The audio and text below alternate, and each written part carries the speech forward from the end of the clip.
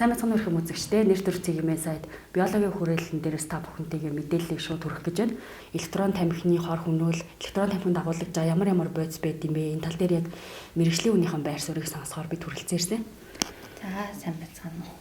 Тэгээд электрон тамхины хувьд гэвэл яг манай дээр бол яг судалгаад хийгээд за энэ ийм байцууд орсон гэдэг юм бол биш зүйл байгаа. За тэгээд яг маш олон газрууд одоо Америк, Хятад, Солонгос гэдэг эднэрийн хийсэн судалгаа шинжилгээнд дээр үндэслэж одоо ийм байцууд орсон байна гэдгийг мэдээлсэн бөгөөд ерөнхийдөө бол электрон тамхи утаа тамхиас өөр эн чинь тамхи биш гэсэн юмнууд айгүй их гараад одоо хүүхдүүд их аваад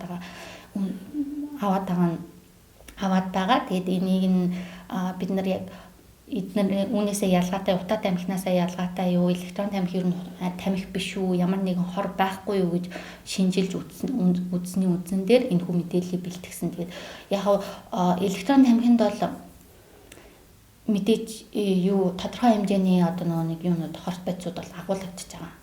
Яа тэгэхээр одоо энэ маань өөрөө ямар ч никотины агуулмжгүй гэж зарим хүмүүс ойлгоод ерөөсөө зүгээр л нэг утаа гаргадаг одоо нэг тамхи татж байгаа юм шиг мэдрэмж төрүүлэх зүйл гэж ойлгоод байгаа боловч яг үнэндээ никотины агуулмжтай. Никотин өөрөө бас утаа тамхинд агуулгаддаг зүйл. За тэгээ мөн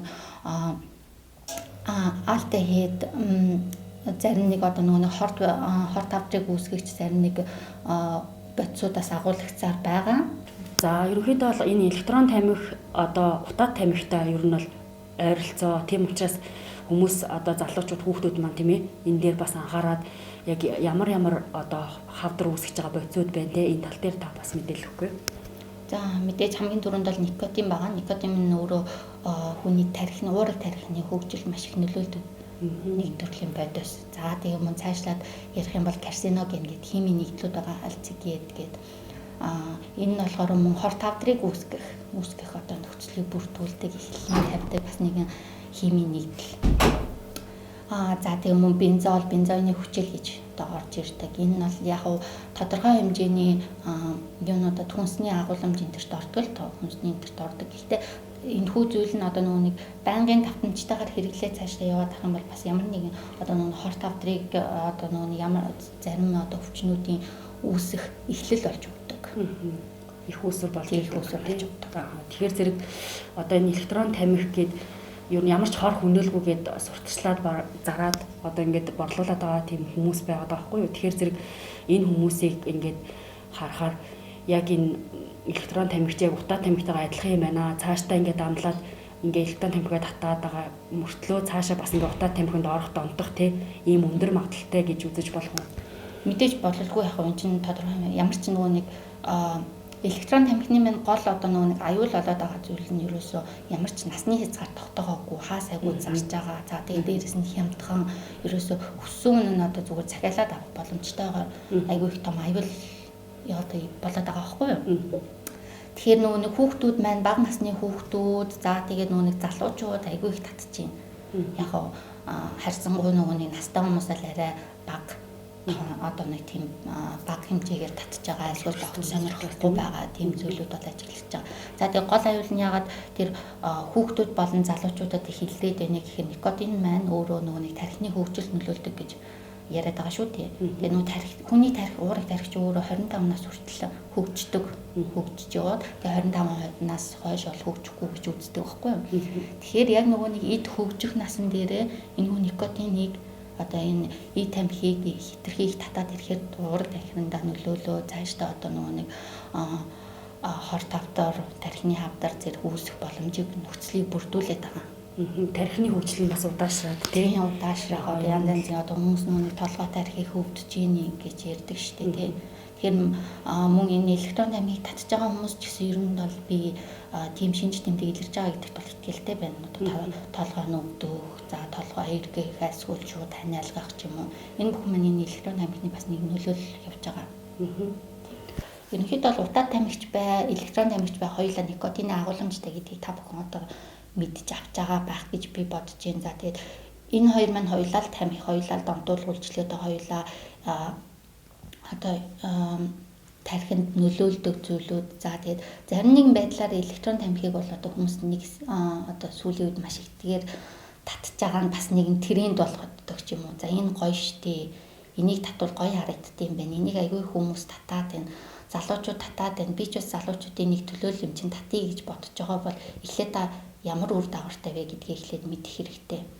Үүнийг татснаар надад одоо ямар сөрөг дагавар үзүүлэх вэ? Би тренд гэж болохоос өмнө яг зөв трендийг дагж гин үү тийм ээ? Цаашлаад яг тренд дагмаар байгаа бол би яг зөв үргэлжлэхэр туурай бусдад үзүүлэх ёстой гэдэг үднээсээ тухайн сонголтыг зөв хийгээсэй гэж би хүсэж байна. Тэгээд энэ бол ерөөсөө чамирхал ямар нэгэн тренд зүйл бол биш. Харин таны эрүүл мэнд хийгээд цаашлаад ойр дотны хүмүүсийн чинь эрүүл мэндэд аюул занал хийх зүйл шүү гэдгийг хэлмээр байна.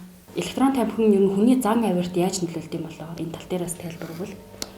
За зан авирын хувьд бол бүр нарийн судалгааг бол би одоохондоо сайн мэдэхгүй байна. Гэхдээ яг нэг өсвөр насны хүүхдүүд, бага насны хүүхдүүд их татж байгаа гэдэг тэдний бол зан авирт нь маш их нөлөөлдөг. Яг тэгэхээр тэд нар маань өөрсдөө яг сэлжилтийн насан дээр явж байгаа. Тэгээд одоо маш их гормоны өөрчлөлт энэ төр дээрээс шалтгаалаад тэрэнд нь бас хэтэрхий их нөлөөлөд одоо хит хурдан уурлах ч юм уу. За тэгээ нэг цаашлаад нэг ууртаа байх үедээ электрон тамхиал татчихж тайвширдаг ч гэдэг ч юм уу. Нэг иймэрхүү зүйлүүд бас ажиглагдах тохиолдол байдаг юм байлээ. За тэгээ бас нэг өөр зүйлүүд болохоор нэг залуучууд их татаад байгаа шалтгаанаас нэг утаа тамхинаас гарахын тулд татдаг гэсэн шалтгаан бас хэлдэг. Гэвч энэ маань өөрөө цаашлаад бүр цаашаа тамхиндаа гүн орох, домтох, никотин маань өөрөө домтолдог зүйл шүү дээ. Тэгээд домтоод цаашдаа утаа тамхиндаа бүр гүн орох ч юм уу. Ийм шалтгаанууд бас их байгаа. Бас ажиглагдж байгаа. Тэгээд энэ маань өөрөө ямарваа нэгэн байдлаар танд сонголт одоо аль хэзээ насан турш танд сонголт өгж байгаа. Энэ бол таны сонголт юм ээ. Утаа тамхиа сонгох уу, электрон тамхиа сонгох уу гэвч та одоо тухайн зүйлийнхаа ямар үр дагавартай вэ гэдгийг мэдчихэж одоо сонголтоо хийх хэрэгтэй гэдэгтээ бид нар бол энэхүү мэдээллийг хүргэж байгаа. За тэгээд мөн цаашлаад утаа электрон тамхиг маань бага насны хүүхдүүд, залуучууд татаад байгаа учраас одоо нэг худалдаалах нь ихсээд байгаа учраас бидэд цаашлаад нэг ямарваа нэгэн байдлаар хууль тогтоомж гаргаасай. За тэгээд насны хязгаар тогтоогоосай гэдэг үүднээс энэхүү мэдээллийг бэлтгэж хүргэсэн байгаа.